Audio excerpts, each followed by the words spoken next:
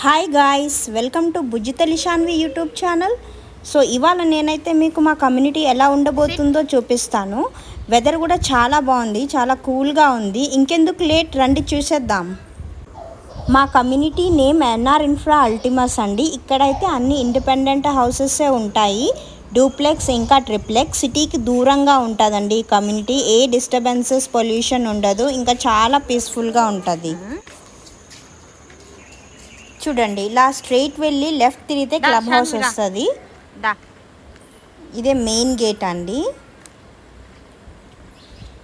చూడండి, ఇదంతా మొత్తం గ్రీనరీస్, ట్రీసే ఉంటాయి. ఇది వాకింగ్ ఏరియా, లెఫ్ట్ సైడ్ అంతా వాకింగ్ ఏరియా.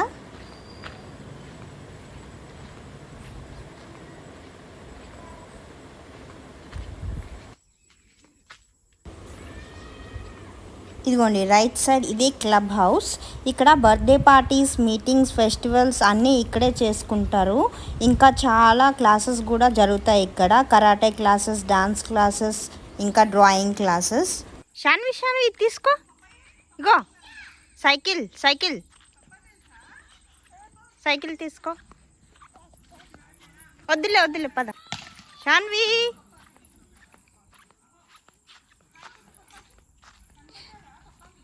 షాన్వి షాన్వి